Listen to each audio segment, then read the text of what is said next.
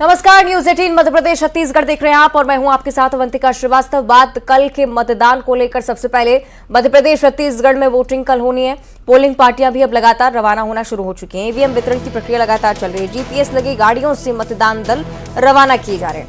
सुबह 7 बजे से शाम 6 बजे तक मतदान की प्रक्रिया चलेगी, लेकिन उससे पहले बहुत जरूरी ये कि मतदान की प्रक्रिया को लेकर चुनाव आयोग अपनी तैयारी पूरी रखे। इससे पहले ट्रेनिंग्स अलग अलग जगह पर अलग अलग कर्मचारियों को दी गई। पोलिंग पार्टियां अब रवाना हो रही हैं। सामग्री आज वितरित की जानी है चुनाव की। ईवीएम जिसमें बहुत ज्यादा महत्वपूर्ण पहलू और साथ ही साथ अलग अलग विधानसभा क्षेत्रों में अलग अलग पोलिंग बूथ्स पर पहुंचना, समय से पहुंचना बहुत महत्वपूर्ण।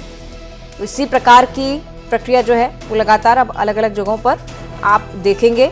न सिर्फ मध्य प्रदेश में बल्कि छत्तीसगढ़ में भी यही माहौल है। दूसरे चरण का मतदान कल छत्तीसगढ़ में है। 70 विधानसभा सीटों को लेकर मतदान होगा। इससे पहले 7 नवंबर को इसी प्रकार का नजारा आपने देखा। लेकिन बात अगर मध्य प्रदेश की करें तो कुल मिलाकर 230 विधानसभा सीटें और सभी सीटों पर कल ही मतदान होना है। समय को लेकर ये जानकारी कि सुबह 7 बजे से कुछ जगहों पर मतदान की प्रक्रिया शुरू होगी। उसके बाद 6 बजे तक मतदान आप कर सकेंगे। उसके बाद जो नतीजे हैं 3 दिसंबर को आएंगे। और मतदान की प्रक्रिया को लेकर भोपाल कलेक्टर की तरफ से बयान भी सामने आया। उन्होंने बताया कि सभी मतदान कर्मियों को 3 चरणों में ट्रेनिंग दी गई है। उन्हें सामग्री वितरण के बाद आज रवाना किया जाना है। आपको ये भी बताएं कि भोपाल जिले में 110 पोलिंग बूथ की जिम्मेदारियां महिलाएं संभालने वाली हैं। 120 आदर्श पोलिंग बूथ हैं। मतदान प्रतिशत बढ़ाने के लिए स्वीप योजना के तहत कई सारे कार्यक्रम भी चलाए गए। साथ ही अधिक मतदान होने वाले मतदान केंद्रों के कर्मचारियों को सम्मानित किए जाने का फैसला लिया गया।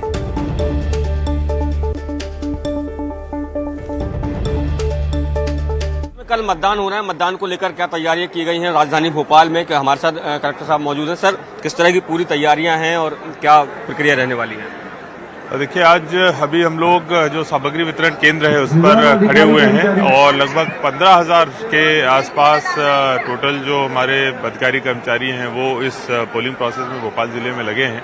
सभी की कम से कम 3 ट्रेनिंग हम लोगों ने करा दी थी और अभी यहाँ पर सभी लोग आकर अपनी अपनी सामग्री चेक कर रहे हैं और अभी उनको ईवीएम प्रदान करेंगे। सारी बसेस की व्यवस्था हो गई है और हमारा ऐसा मानना है कि लगभग 12 बजे तक हम लोग सभी पोलिंग पार्टीज को रवाना कर देंगे। जो भी मतदान केंद्र हैं उन पर भी हमारी सारी व्यवस्थाएं हैं। सुरक्षा के पूरे इंतजाम कर दिए गए हैं। जो संवेदनशील केंद्र हैं उनके लिए अलग से व्यवस्था, सेंट्रल पुलिस फोर्स की व्यवस्था करी गई है और इसके साथ साथ माइक्रो ऑब्जर्वर और वेबकास्टिंग की भी हमारे द्वारा सुविधा दी गई है।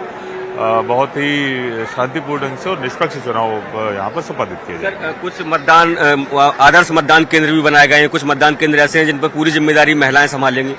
हमारे 111 ऐसे टोटल मतदान केंद्र हैं जहां पर पूरी जिम्मेदारी महिलाएं संभालेंगी और ये पहली बार इतनी बड़े संख्या में हो रहा है। इसके साथ साथ लगभग 120 के आसपास आदर्श मतदान केंद्र भी हमारे द्वारा बनाए गए हैं और इनके अलावा भी जहां पर हमें लगता है कि 3 से अधिक पोलिंग लोकेशंस हैं वहां पर भी टेंट और कुर्सियों की व्यवस्था हमारे द्वारा करी गई है। सर, मतदान को बढ़ाने के लिए किस तरह के प्रयास किए गए और क्या लगता है किस तरह के परिणाम देखने को? देखिए, मतदान बढ़ाने के लिए शुरू से ही हमारी जो स्वीप की टीम है वो बहुत सारे प्रयास कर रही है। जब अपना नाम जुड़वाने का था उस समय हम लोगों ने फ्री में मूवी टिकट की घोषणा करी थी। अगर कोई व्यक्ति छूट गया था अपना नाम जुड़वाने से, अगर उसका नाम नहीं जुड़ा था तो वो हमारे द्वारा लाया गया था। अभी भी हम लोगों ने सभी बीएलओज और सेक्टर ऑफिसर्स को नगद राशि का पुरस्कार घोषित किया है। अगर उनके यहाँ पर वोटिंग परसेंटेज हाईएस्ट रहता है अपनी असेंबली में, कुल मिला के लगभग 13-14 लाख रुपए हमारे द्वारा इसके लिए पुरस्कार स्वरूप दिलाए जाएंगे। इसके अलावा स्वीप के तहत अलग अलग एक्टिविटीज जो स्कूल्स हैं, कॉलेज हैं, बूथ लेवल्स हैं, वहां पर हमारे द्वारा करी गई है। भोपाल थोड़ा पीछे रहता था वोटिंग परसेंटेज के मामले में, लेकिन मुझे पूरी उम्मीद है कि इस बार हम लोग वोटिंग परसेंटेज बढ़ाएंगे और वोटिंग परसेंटेज के मामले में नंबर 1 रहेंगे। धन्यवाद सर। तो ये कलेक्टर साहब मौजूद हैं जिनका साफ तौर पर ये कहना है कि मतदान प्रतिशत बढ़े, इसके लिए तमाम प्लान किए गए और मतदान प्रक्रिया निर्विघ्न संपन्न हो, इसके भी पुख्ता इंतजाम है। कैमरामैन अजय तंवर के साथ शैलेश सिंह, न्यूज 18 भोपाल। और भोपाल की तरह रतलाम जिले में भी मतदान को लेकर तैयारियां पूरी हो चुकी हैं। शहर के आर्ट एंड साइंस कॉलेज से मतदान दल भी रवाना हो चुके हैं। सैलाना और जावरा के सरकारी कॉलेजों से भी आसपास की विधानसभाओं में मतदान सामग्री निकल चुकी है। 10,000 से ज्यादा अधिकारी, कर्मचारी, पुलिसकर्मी कल होने वाले मतदान की प्रक्रिया को संपन्न करवाएंगे। इसकी तैयारियां पूरी हैं। आपको ये बताएं कि जिले में 1,200 से ज्यादा मतदान केंद्र तैयार हैं, जिसमें अधिकांश पिंक बूथ हैं। उत्कृष्ट मतदान केंद्र भी बनाए गए।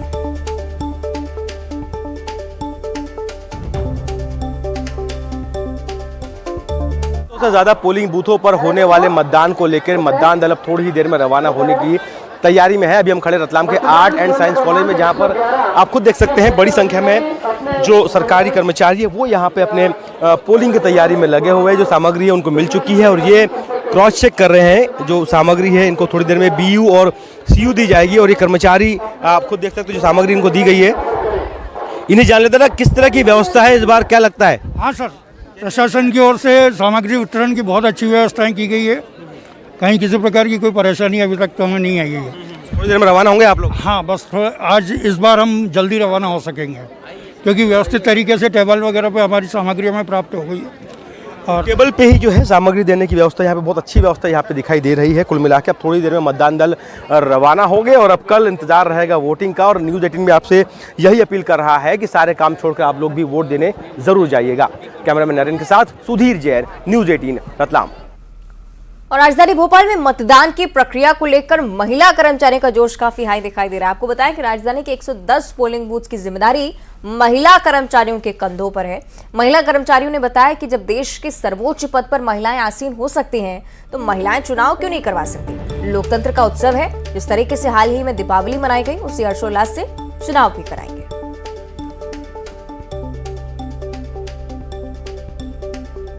प्रदेश में कल मतदान प्रक्रिया संपन्न होनी है। उसके पहले निर्वाचन के लिए जो दल है वो अब रवाना होना शुरू हो गया। राजधानी भोपाल की अगर मैं बात करूं तो 110 पोलिंग बूथ ऐसे हैं जिसकी पूरी जिम्मेदारी आधी आबादी यानी मात्र शक्ति संभालने जा रही है। ऐसी ही कुछ महिलाएं हमारे साथ है जो निर्वाचन के लिए जा रही हैं। मैम, पूरा दल जो है वो आपका महिलाओं का है, किस तरह की उत्साह आप लोगों का? बहुत अच्छा उत्साह है हमारा। सब महिलाएं हैं और हमारा पहले जिसका नाम पिंक बूथ था अभी उसका नाम चेंज होके ऑल फॉर वुमेन्स हो गया है।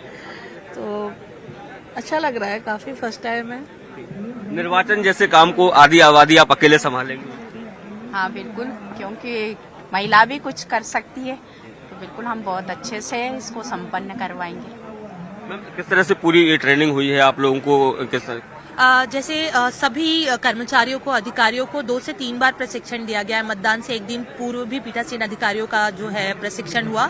और जब देश की सर्वोच्च पद पर महिला विराजमान है तो फिर ये तो चुनाव का काम है, लोकतंत्र का सबसे बड़ा पर्व है और इसे हम उत्साह से मनाने के लिए बहुत तैयार है। जैसे अभी हमने दिवाली मनाई और अब हम देश के लोकतंत्र का पर्व मनाने जा रहे हैं। मैम, अभी कलेक्टर साहब से भी बात हो रही थी, वो कह रहे थे कि अधिक से अधिक मतदान जो जिस पोलिंग बूथ पर होगा वो उनके जो कर्मचारी उनको सम्मानित भी किया जाएगा। तो किस तरह के प्रयास इस बार रहने वाले हैं? इस बार कोशिश ये करी गई है कि सबको ये अवेयरनेस पहुंचाएं हम कि जितना भी पॉसिबल हो हर एक इंसान आए और अपना वोट करके जाए।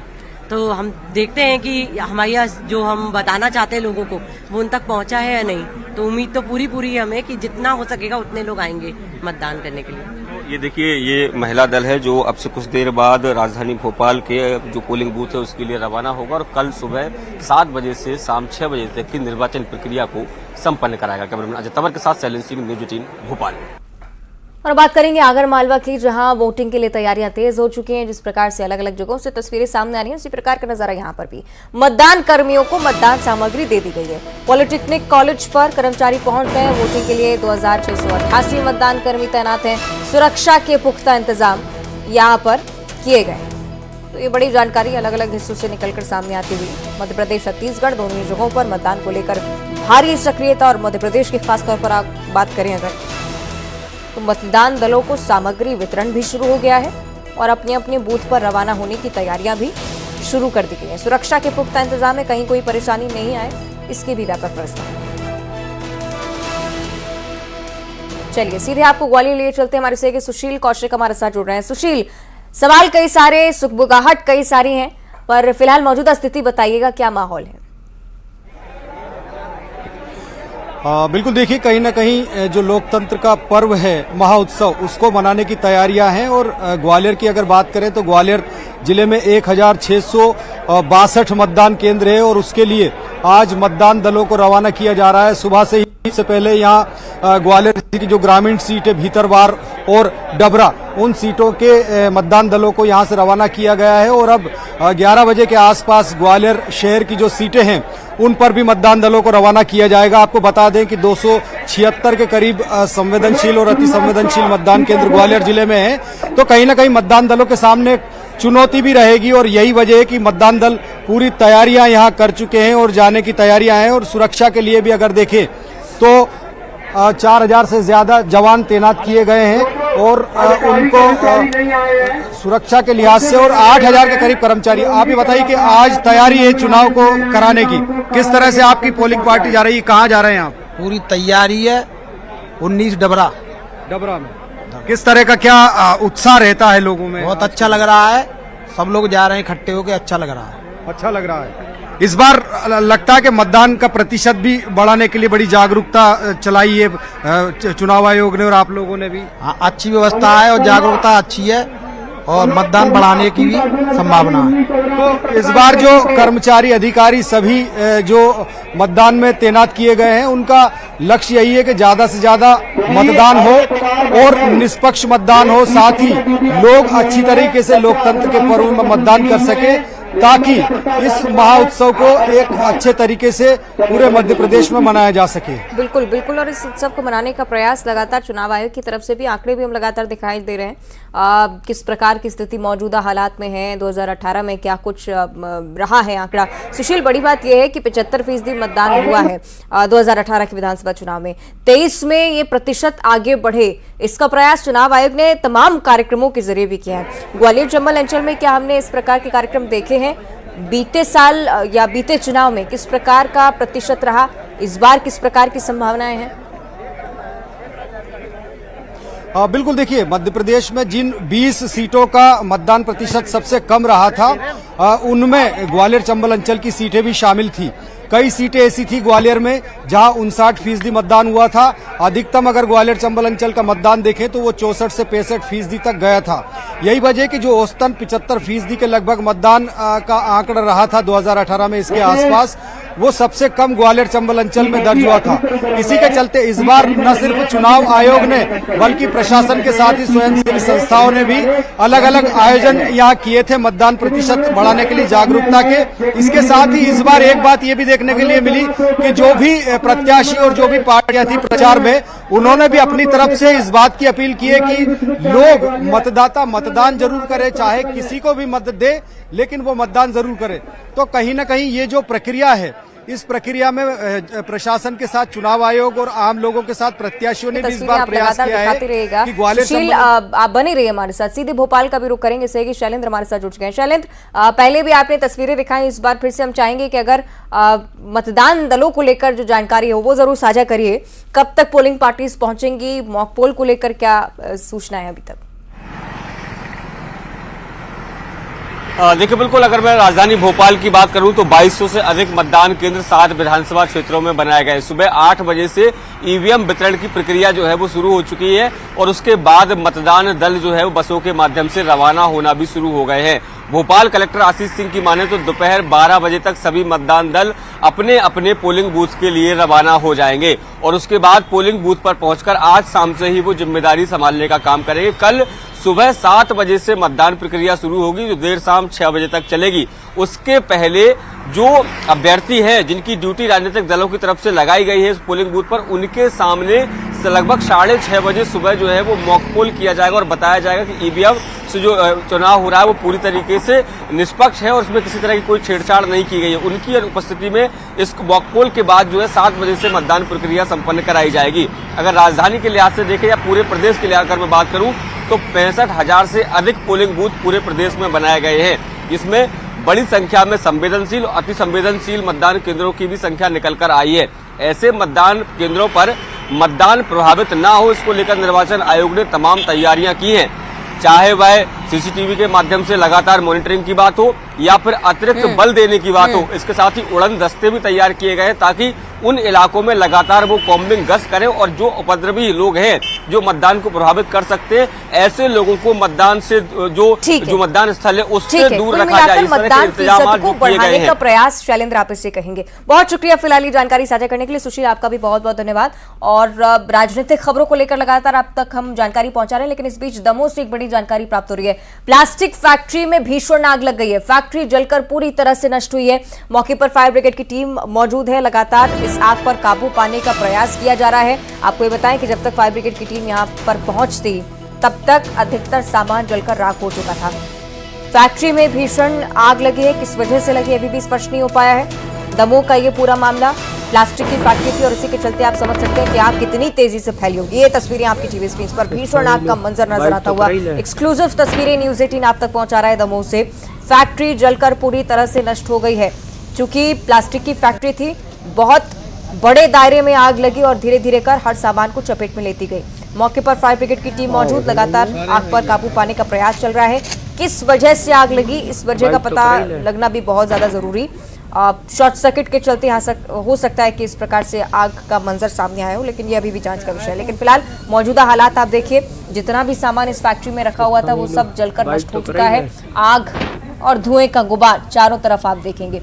जरूरी बात यह है कि प्लास्टिक की फैक्ट्री थी और इसीलिए चूंकि रहवासी क्षेत्र भी कई बार आसपास होता है और उसी के चलते आग पर काबू पाया जाना बहुत ज्यादा मुश्किल हो जाता है और बहुत जरूरी हो जाता है कि समय रहते आप रहवासी क्षेत्रों में इस आग को फैलने से रोक सकें।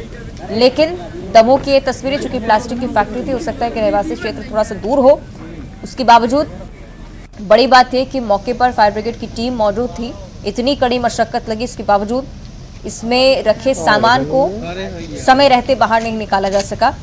प्लास्टिक फैक्ट्री में भीषण आग और आग इतनी तेज फैली है कि पूरी फैक्ट्री जलकर नष्ट हो चुकी है। तस्वीरें हम आपको लगातार दिखा रहे हैं। सारा सामान भी आप देखिए, अंदर अगर आपकी नजर पहुंचे सब कुछ नष्ट हो चुका है और अभी भी इसी तरह से आग धधकती हुई, जिस पर काबू पाने की कोशिशें लगातार फायर ब्रिगेड की टीम की तरफ से की जा रही हैं। अफरा तफरी का माहौल, जैसी सूचना मिली फौरन फायर ब्रिगेड की टीम यहाँ पर पूरी टीम के साथ पहुंचती है, मौके पर ही मौजूद है, प्रयासरत है कि आग पर काबू पाया जा सके। लेकिन ये भी अभी जांच का विषय है कि जब आग लगी कहीं तब अंदर कोई मौजूद तो नहीं था। प्लास्टिक फैक्ट्री बताई जा रही है, इसलिए बहुत बड़े दायरे में आग फैली है।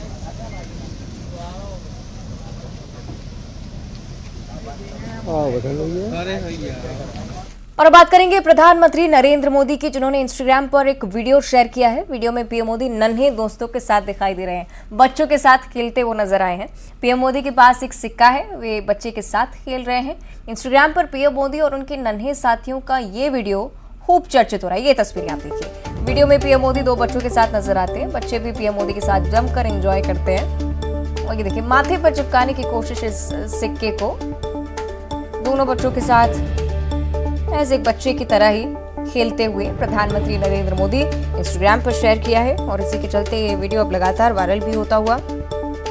करोड़ों यूजर्स अभी तक इस वीडियो को देख चुके हैं और प्रधानमंत्री का ये अंदाज भी जब वो बच्चों के साथ होते हैं बहुत निराला होता है। इंस्टाग्राम पर शेयर किए गए इस वीडियो को भी लोग लगातार आगे भी शेयर कर रहे हैं और प्रधानमंत्री के इस मनमोहक अंदाज को देखकर कई बार कुछ लोग हैरान भी हो जाते हैं, क्योंकि राजनीतिक तौर पर जिस व्यक्ति को आप एकदम गंभीर देखते हैं, देश में प्रगति विकास की बातें, राजनीतिक दलों को लेकर बातें, और उसके बाद ये दूसरा पहलू प्रधानमंत्री नरेंद्र मोदी का, जब बच्चों के साथ मुलाकात होती है तो खुद भी बच्चे बन जाते हैं।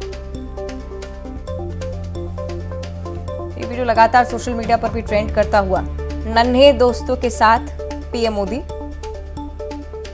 बचपना एक बार फिर से याद आता हुआ। सिक्के के साथ खेलने की कोशिश, माथे पर सिक्का चिपकाने की कोशिश शायद हो रही थी और कंपटीशन शायद चल रहा था कि कौन सिक्का चिपका सकता है, और इसी का ही नजारा।